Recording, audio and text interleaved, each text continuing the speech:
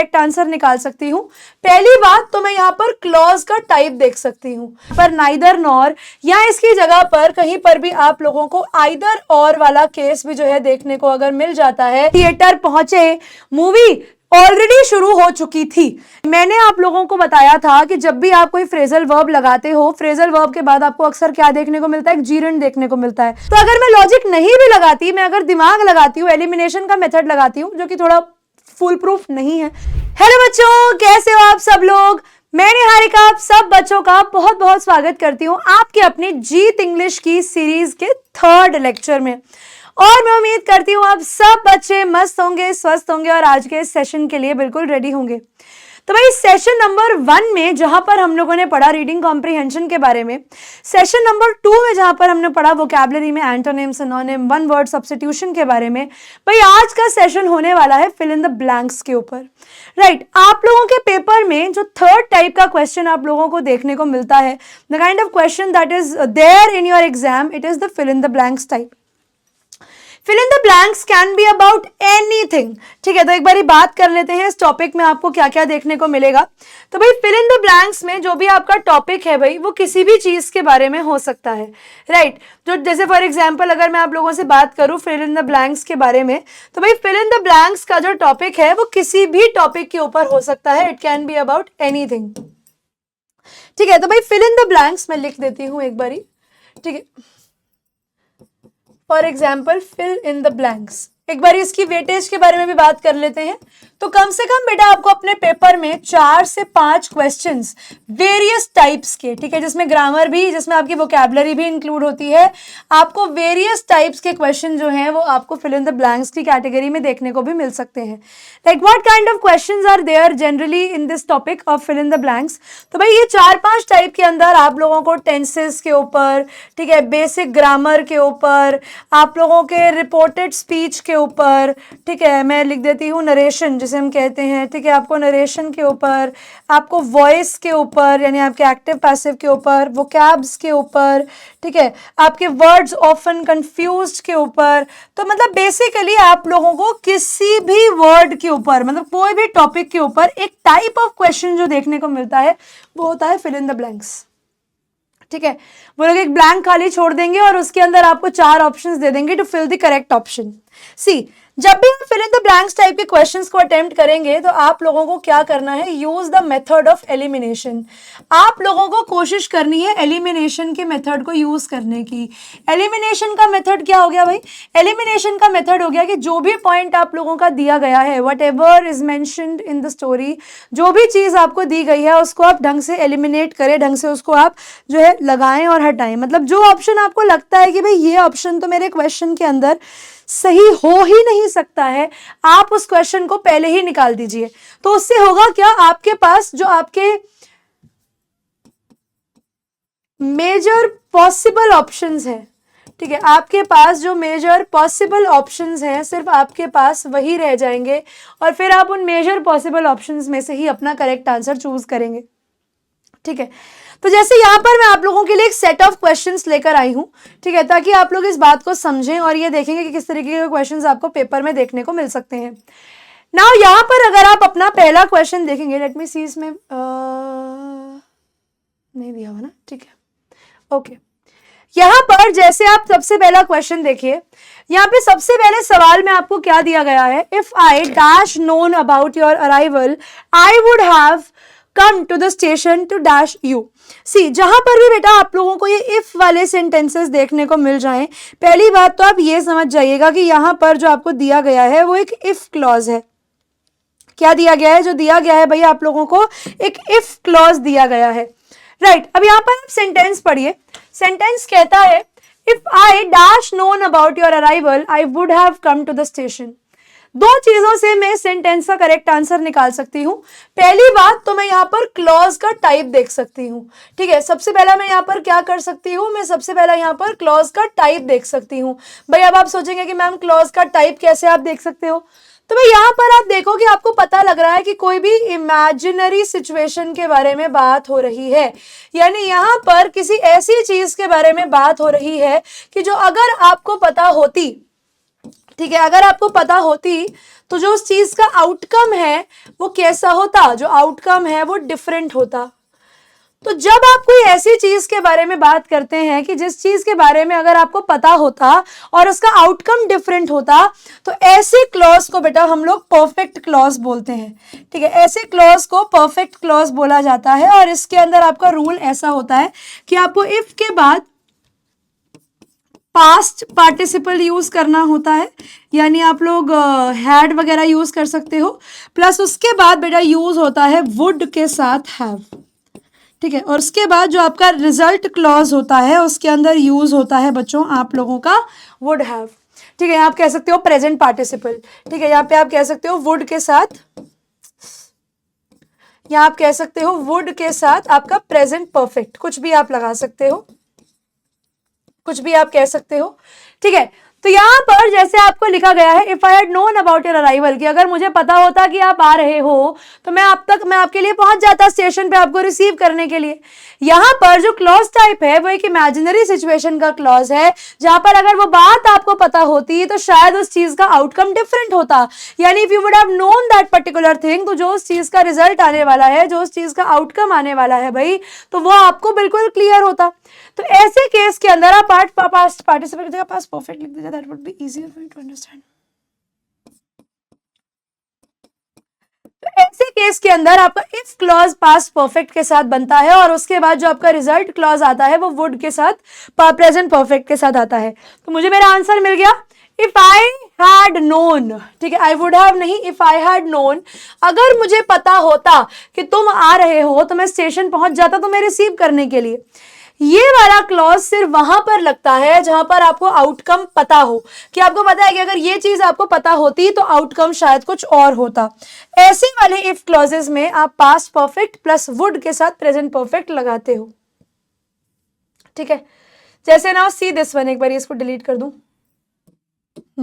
Now see this one, दूसरा case, ये subject verb agreement में से उठाया हुआ केस है। तो I am just telling you the kind of questions that can be there in your exam. ठीक है, सम टाइप ऑफ क्वेश्चंस जो हम एक तरीके से फिल इन द ब्लैंक्स में प्रैक्टिस कर रहे हैं, एंड ये वो रूल्स हैं जिन पर रिपीटेडली प्रीवियस ईयर में क्वेश्चंस देखे गए हैं। Neither Rohan nor his friends dash willing to take the responsibility. Now जब भी आप लोगों को याद रखना है कि आपको ये neither और nor वाला केस अगर कभी देखने को मिल जाए, तो you always have to follow the verb as per second subject. तो यहां पर हमें क्या ध्यान रखना होता है, यहां पर हमें ध्यान रखना होता है कि जो भी हम वर्ब फॉलो कर रहे हैं वो सेकंड सब्जेक्ट के अकॉर्डिंग हो। तो देखो नाइदर के बाद लिखा है रोहन, जो कि है मेरा फर्स्ट सब्जेक्ट। फिर देखो नॉर के बाद क्या लिखा है, हिज फ्रेंड्स। ठीक है, ये हो गया मेरा सेकंड सब्जेक्ट। तो जब भी आपको ऐसा क्वेश्चन देखने को मिले जहां पर नाइदर नॉर या इसकी जगह पर कहीं पर भी आप लोगों को आइदर और वाला केस भी जो है देखने को अगर मिल जाता है, तो इन दोनों केसेस के अंदर आपको जो वर्ब है वो सेकंड सब्जेक्ट के अनुसार ही लगाना होता है। अब यहां पर मैंने सेकंड सब्जेक्ट पढ़ा, मेरा सेकंड सब्जेक्ट, यहाँ पर जो मेरा सेकंड सब्जेक्ट है वो दिया हुआ है हिज फ्रेंड्स। अब हिज फ्रेंड्स जो है बेटा वो कैसा है, हिज फ्रेंड्स जो है यहाँ पर वो मुझे प्लूरल में दिया हुआ है। तो यानी बेटा जो मैं वर्ब लगाऊंगी वो भी प्लूरल ही लगाऊंगी। ऑप्शन दिया हुआ है इज नहीं हो सकता, हैज नहीं हो सकता, वॉज नहीं हो सकता, बचा मेरे पास ऑप्शन आर। ये वाला क्वेश्चन तो सीधा आप अगर लॉजिक नहीं भी लगाते तो एलिमिनेशन से हटा सकते थे। देखो इज, हैज और वॉज, अगर ये तीनों के तीनों जो है बेटा, ये तीनों के तीनों जो है ये सिंगुलर हैं। अब अगर सिंगुलर में एक लगाऊंगी तो बाकी दोनों कैसे गलत, बाकी दोनों कैसे सही, मतलब गलत रह जाएंगे, वो भी तो सही होने चाहिए उस हिसाब से। तो अगर मैं लॉजिक नहीं भी लगाती, मैं अगर दिमाग लगाती हूँ, एलिमिनेशन का मेथड लगाती हूँ, जो कि थोड़ा फुल प्रूफ नहीं है, जो कि हमें नहीं करना चाहिए, बट अगर आप फिर भी करना चाहते हैं तो आप ऐसा घटिया लॉजिक लगाकर भी क्वेश्चन कर सकते हैं, बट मत लगाना। अनटिल अनलेस बहुत मजबूरी ना हो, तुक्का नहीं लगाना हो, तब तक ये मेथड को ट्राई नहीं करना है। ठीक है, जहां पर ऑप्शन देखकर तुक्का लगा दिया, कोशिश करिए कि आप रूल को समझ के जाएं, बिकॉज हो सकता है कि आपको थोड़ा क्वेश्चन ट्विस्ट करके आ जाए तो एटलीस्ट आप उस आंसर को दे सके। Now see this time. By the time we reached the theater, the movie dash already started. Option है has, had, was और have. नाउ सी, ये बहुत इंटरेस्टिंग केस है, ये आपके टेंसेस में आप लोगों को सीखने को मिलता है, ये बहुत जरूरी और बड़ा ही मजेदार केस है। और मैं बता रही हूँ बेटा, मैं वो क्वेश्चंस लेकर आई हूँ जैसे क्वेश्चन के पैटर्न जैसे क्वेश्चन के पैटर्न एनटीए सीयूईटी आपको देता है। ठीक है, ये वाला केस हो गया जहां पर दो एक्शंस बेटा साइमल्टेनियसली हो रहे हैं। ठीक है, जहां पर दो एक्शंस हो रहे हैं वन आफ्टर द अदर। ठीक है, एक एक्शन के बाद यहां पर दूसरा एक्शन आपको होते हुए देखने को मिल रहा है। ठीक है, two actions one after the other, पहले एक एक्शन हुआ फिर दूसरा एक्शन हुआ। You are very clearly able to see कि दो एक्शंस हो रहे हैं। याद रखना कि जो फर्स्ट एक्शन होता है बच्चों आपके सेंटेंस के अंदर, वो हमेशा पास्ट परफेक्ट में होगा। ठीक है, पहला एक्शन हमेशा पास्ट परफेक्ट में होगा और जो सेकेंड एक्शन आप लोगों के सेंटेंस के अंदर हो रहा है बच्चों, वो हमेशा आप लोगों का सिंपल पास्ट में होगा। अब यहां पर जब आप क्वेश्चन को देखेंगे तो आपको ये लगेगा कि मैम पहला एक्शन तो लिखा हुआ है वी रीच द थिएटर, ये तो सिंपल पास्ट में दे रखा है, तो ऐसा कैसे हो गया? आपने तो बोला कि फर्स्ट एक्शन पास्ट परफेक्ट में होता है, यहाँ तो सिंपल पास्ट में दिया रखा है, तो क्या ये सेंटेंस गलत है? तो नहीं बेटा, ये सेंटेंस गलत नहीं है, ये सेंटेंस बिल्कुल ठीक है। यहां पर ये दो एक्शन बेटा आपको वास्तविकता में देखने हैं। ठीक है, इन रियलिटी देखने हैं। ठीक है, यहां पर ये एक्शंस आपको इन रियलिटी देखने हैं कि भैया पहला एक्शन इन रियलिटी कौन सा हो रहा है और दूसरा एक्शन इन रियलिटी कौन सा चल रहा है। ठीक है, तो यहां पर आप बात करेंगे दो एक्शंस की जो रियलिटी में हो रहे हैं। अब जैसे अगर आप इस सेंटेंस में सीक्वेंस को पढ़ेंगे, by the time we reach the theatre the movie dash started. भाई जब तक हम थिएटर पहुंचे मूवी ऑलरेडी शुरू हो चुकी थी, यानी दोनों एक्शन में से पहले कौन सा हुआ? मूवी के चालू होने का, और उसके बाद आप पहुंचे, स्क्रीन पे मूवी आ गई और उतने में आप थिएटर पहुंचे। तो टेक्निकली रियलिटी में पहला एक्शन कौन सा हो रहा है? पहला एक्शन हो रहा है आपके मूवी के स्टार्ट होने का और उसके बाद दूसरा एक्शन हो रहा है आप उतनी देर में मूवी थिएटर पहुंचे। तो जब आपके पास ऐसे क्वेश्चंस आ जाते हैं बेटा, तो वहां पर आपको ध्यान रखना होगा ये नहीं कि कौन सा एक्शन पहले लिखा है, बट अगर आप उस सेंटेंस को पढ़ेंगे तो रियलिटी में कौन सा एक्शन पहले हुआ और कौन सा एक्शन बाद में हुआ, उसके अकॉर्डिंग आप अपना आंसर चूज करेंगे। तो उस अकॉर्डिंग बेटा यहां पर मुझे क्लियरली पता लग गया कि अगर ये मेरा सिंपल पास्ट है, यानी अगर ये V2 है तो ये बेटा V3 हैड प्लस V3 होगा। स्टार्टेड दे रखा है, मुझे बस क्या करना है? हैड को चूज करना है। तो ये हो गया बेटा मेरा ऑप्शन नंबर बी में। ऐसे क्वेश्चंस, ये वही क्वेश्चंस हैं, most important topics, most important types of questions जो आपको फिल इन द ब्लैंक्स की कैटेगरी में पेपर में देखने को मिल सकते हैं। हमने 3 क्वेश्चन करे और आपने नोटिस किया होगा कि तीनों क्वेश्चन अलग अलग लॉजिक के ऊपर बेस्ड थे। ठीक है, now see this one, she insisted dash paying the bill herself. ऐसे वाले वर्ड्स बेटा जिसके अंदर आप लोगों का एक वर्ब प्लस बेटा आप लोगों की एक प्रेपोजिशन जुड़ती है, ऐसे वर्ड्स को कहा जाता है फ्रेजल वर्ब्स। ठीक है, और let me tell you one thing about phrasal verbs. ये फ्रेजल वर्ब्स जो है बेटा, ये आप लोगों को आपके क्लास 12th के इंग्लिश एग्जाम में भी देखने को मिलेंगे। ये आपको देखने को मिलेगा बेटा पेपर में, जब आप बोर्ड का एग्जाम देंगे तो वहां पर भी ये जो है आपको रीडिंग कॉम्प्रीहेंशन में देखने को मिल सकता है। और रीडिंग कॉम्प्रीहेंशन के साथ साथ बेटा ये आप लोगों को आपके RTC रेफरेंस टू कॉन्टेक्स्ट के क्वेश्चन जब आप अपने पेपर में करते हैं, जो चैप्टर में से आते हैं, उनमें से वो अक्सर आपको एक क्वेश्चन ऐसे दे देते हैं कि आप अपना फ्रेजल वर्ब, जो करेक्ट फ्रेजल वर्ब है, उसको चूज कीजिए और यहां पर उस आंसर को बताइए। तो यहां पर आप लोगों को ध्यान रखना है बच्चे कि जब भी आपके पास ऐसा कोई प्रेपोजिशन आ जाए जिसके बाद आपको एक जीरंड देखने को मिले, जिसके बाद आपको एक ING वाला वर्ड देखने को मिले, ठीक है, इसे हम कहते हैं जीरंड, GURND। ठीक है, अब यहां पर इसका मतलब होता है कि आपने एक वर्ड के, बेसिकली आपने एक वर्ब के साथ ING लगाया, ठीक है, but it is acting as a subject. ठीक है, ये क्या कर रहा है? ये एक्ट कर रहा है एज अ सब्जेक्ट। तो जब भी आपके पास ऐसा कुछ आता है, मतलब कोई भी जीरंड आता है, तो अक्सर उससे पहले आप एक फ्रेजल वर्ब लगाते हो। अब यहाँ पर वर्ड्स है आपके पास insisted on, insisted for, insisted at या इंसिस्टेड विद। तो आप इस चीज को याद कर लीजिए बेटा कि इंसिस्टेड वर्ड के साथ आप हमेशा ऑन के ऊपर ही जाते हो। तो जो करेक्ट आंसर होगा बेटा वो इंसिस्टेड ऑन होगा। ठीक है। इंसिस्ट जो है बेटा वो वर्ड हमेशा प्रेपोजिशन हमेशा ऑन उठाएगा जब भी उसके बाद एक जीरन लग रहा होगा, एक ऐसा वर्ड लग रहा होगा। देखो पेइंग द बिल हरसेल्फ, यहाँ पर paying is not exactly acting as a verb but as a noun, as a complete thing कि आप बिल भर रहे हो। ठीक है, तो ऑप्शन हो जाएगा option number A. The meeting was postponed dash unforeseen circumstances. Now see the word, यहाँ पर due के साथ लगता है बच्चों to। अगेन ये phrasal verbs का केस है और ये वाला क्वेश्चन बोर्ड या आपका CUET और CBSE दोनों देता है, तो इसको तो आप समझ लीजिए।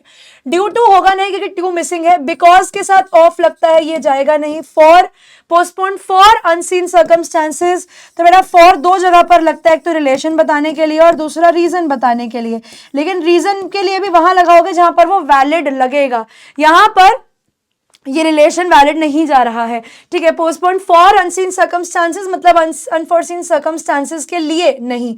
ओइंग टू मतलब एज अ रिजल्ट ऑफ। ठीक है, ओइंग टू का मतलब होता है एज अ रिजल्ट ऑफ, और ये आपको लर्न करना पड़ेगा कि ओइंग टू का मीनिंग एग्जैक्टली क्या निकलता है। ठीक है, अगला क्वेश्चन भी देख लेते हैं। ठीक है, यहां पर ये ग्रामेटिकली करेक्ट है owing to. If you study hard you dash pass the exam with flying colours. यहां पर बेटा आपको क्या दिया गया है, इसे हम फर्स्ट कंडीशनल कहते हैं। ठीक है, जहां पर आपको क्या देखने को मिलता है, जहां पर आप रियल पॉसिबिलिटी के बारे में बात करते हैं। ठीक है, if you study hard you dash pass with flying colours, ये हो गई बेटा आप लोगों की रियल पॉसिबिलिटी। ठीक है, यानी अगर आप ये काम करेंगे, अगर आपका इफ क्लॉज ये है तो आपका रिजल्ट क्लॉज ये होगा। ठीक है, ये होता है फर्स्ट कंडीशनल। इसे हम कहते हैं क्या, इसे हम कहते हैं फर्स्ट कंडीशनल, जिसके अंदर हम एक रियल पॉसिबिलिटी की बात करते हैं। जिसके अंदर होता क्या है, इफ के बाद आप प्रेजेंट का वर्ब लगाते हो। ठीक है, प्लस उसके बाद आप क्या करते हो, आप लगाते हो आपका विल। ठीक है, प्लस V1, ये लगता है बेटा आप लोगों के रिजल्ट क्लॉज में। किसमें लगता है, रिजल्ट क्लॉज में। और ये किसमें लगता है, आपके इफ क्लॉज में। अगर इफ क्लॉज में आप लोगों को प्रेजेंट देखने को मिल रहा है, सिंपल प्रेजेंट देखने को मिल रहा है, तो आपका जो रिजल्ट क्लॉज लगेगा बच्चों, रिजल्ट क्लॉज के अंदर आप विल जरूर ऐड करोगे। ठीक है, if you study hard you will pass with flying colours, तो ये क्लियर है। और ये रियल पॉसिबिलिटी के बारे में बात कर रहा है बेटा। तो रियल पॉसिबिलिटी, अगर आप विल के बारे में भी बात करेंगे तो विल जो है वो 100% डिटर्मिनेशन दिखाता है किसी चीज की। तो मतलब वो कहते हैं अगर आप पढ़ाई करेंगे तो you will pass, if you study you will pass, अगर तुम पढ़ोगे तो तुम पास जरूर होगे, है ना। तो यहां पर हम लोग वुड के साथ नहीं जाएंगे, और कैन कुड तो कंडीशनल्स में लगते नहीं है, इसीलिए उनको तो आप भूल ही जाओ, ये तो हो ही नहीं सकते। और ये आपकी अनरियल सिचुएशन नहीं है, ये अनरियल सिचुएशन में लगता है। यहां पर हम रियल पॉसिबिलिटी के बारे में बात कर रहे हैं। तब आप देख रहे हैं कि पेपर में किस तरीके से कंडीशनल्स पर, किस तरीके से आपके वो टॉपिक्स के ऊपर जो अक्सर हम लोग नहीं पढ़ते उन पर सवाल देखने को मिल रहे हैं। अब जैसे हम लोगों ने करा था सेकंड सब्जेक्ट रूल, जैसे हम लोगों ने आइदर और नाइदर नॉर वाला केस देखा था, वैसा ही एक सिमिलर केस यहां पर आप और देखिए। यहां पर लिखा गया है the prime minister along with his ministers dash attend the summit. बड़ा अच्छा सवाल है, ध्यान से समझेंगे। कहीं पर भी अगर बेटा आप लोगों को वर्ड देखने को मिल जाए अलोंग विद, ठीक है, कहीं पर भी आपको वर्ड देखने को मिल जाए टुगेदर विद, कहीं पर भी आप लोगों को वर्ड देखने को मिल जाए together, along with, rather etcetera, कहीं पर भी ये वाले वर्ड्स देखने को मिल जाए, ठीक है, any place as well as, कहीं पर भी ये वाले वर्ड देखने को मिल जाएं, दे ऑलवेज, अब यहां पर ये वाला केस हो, देन ऑलवेज पुट वर्ब। ऐसे केस के अंदर वर्ब हमेशा लगाइए एज पर फर्स्ट सब्जेक्ट। जैसे आइदर और नाइदर नॉर वाले केस में सेकंड सब्जेक्ट देखा था, यहां पर आपको इन वर्ड्स से पहले वाले सब्जेक्ट को देखना है। जैसे यहां पर क्या लिखा है, द प्राइम मिनिस्टर, अब प्राइम मिनिस्टर, और यहां पर क्या लिखा है, मिनिस्टर्स। हम कंफ्यूज हो जाएंगे कि भाई क्या उठाना है। अगर ऐसा कहीं पर भी दिया हो अलोंग विद देखो लिखा हुआ है, तो आप सिर्फ इसको देखो, आगे के सेंटेंस को देखो ही मत, कंफ्यूज हो ही मत, बिकॉज वो कंफ्यूजन की आपको जरूरत ही नहीं है। The prime minister along with his ministers dash attend the summit. तो यहां पर मैंने पढ़ा प्राइम मिनिस्टर कितना है, एक प्राइम मिनिस्टर है, तो जो वर्ब लगाऊंगी वो सिंगुलर लगाऊंगी, तो ये रहा इज, तो आंसर आ जाएगा the prime minister is along with his minister is attending the summit. तो जो प्राइम मिनिस्टर है वो अपने मिनिस्टर्स के साथ समिट अटेंड कर रहे हैं। और आप हिंदी में बोलकर भी देखोगे तो आपको ये समझ में आएगा कि जो वर्ब लग रहा है वो हमारे प्राइम मिनिस्टर के साथ और उनके अनुसार ही लग रहा है। देखिए, she has been working here dash 3 years। Again बहुत अच्छा रूल, बहुत अच्छा डिफरेंस है इन फॉर और सिंस। ठीक है, ये समझेंगे। इसके बाद एक क्वेश्चन और है, फिर डन हो जाएगी आज की क्लास, क्योंकि मेजर टॉपिक्स जो इस फिल इन द ब्लैंक्स में आपको आ सकते हैं वो मैं बता रही हूँ। और आप ये देखिए कि इंग्लिश की छोटी छोटी नॉनसेंस, इंग्लिश की छोटी छोटी चीजों पर कैसे पेपर में सवाल आ रहा है। देखो भाई, यहां पर आपके पास जो मेजर डिफरेंस पूछा गया है वो आपसे पूछा गया है सिंस के बीच में और फॉर के बीच में, जो आपको क्लियर होना चाहिए। देखिए भाई, सिंस लगता है जहां पर आप पॉइंट ऑफ टाइम की बात करते हैं। ठीक है, पॉइंट ऑफ टाइम का मतलब हो गया कि मान लो आपके पास एक समय रेखा है, जैसे आपने मार्वल्स देखी ना, समय रेखा टाइमलाइन है आपके पास एक, उसमें कोई भी पॉइंट ये वो पॉइंट कोई भी डे हो सकता है, वो पॉइंट कोई भी मंथ हो सकता है, वो पॉइंट कोई भी ईयर हो सकता है। ठीक है, वो कोई टाइम हो सकता है, कुछ भी हो सकता है, लेकिन वो एक पॉइंट है। Since morning, since evening, since 1990, since Thursday, since Monday, since January, since दिसंबर। ठीक है, सिंस व्हाट कैन आई से, सिंस 3 PM। तो जब भी आप किसी पॉइंट ऑफ टाइम की बात करते हैं कि इतने पूरे दिन में ये एग्जैक्ट पॉइंट, उस केस में आप सिंस यूज करते हैं। फॉर लगता है बच्चों पीरियड ऑफ टाइम के लिए, यानी आपकी एक टाइम ड्यूरेशन के लिए। ठीक है, पीरियड ऑफ टाइम, जैसे मैं कहती हूँ आवर्स, ठीक है, number of days, number of months. ठीक है, यहाँ पर नंबर ऑफ मंथ्स। ठीक है, मतलब जहां पर आप एक ड्यूरेशन बता रहे होते हो वहां पर आप लगाते हो क्या, वहां पर आप लगाते हो फॉर। अब यहां पर आप देख सकते हो ये 3 years क्या है, मुझे पढ़ के ही समझ में आ रहा है 3 years एक ड्यूरेशन है, ये एक टाइम पीरियड है। It is not 3 years, since 3 years नहीं होगा, क्योंकि 3 years 3 सालों से ये काम हो रहा है, ये पॉइंट ऑफ टाइम नहीं है, ये तो एक टाइम ड्यूरेशन है। तो मुझे क्लियरली पता लग गया कि मेरा आंसर हो जाएगा ऑप्शन नंबर सी।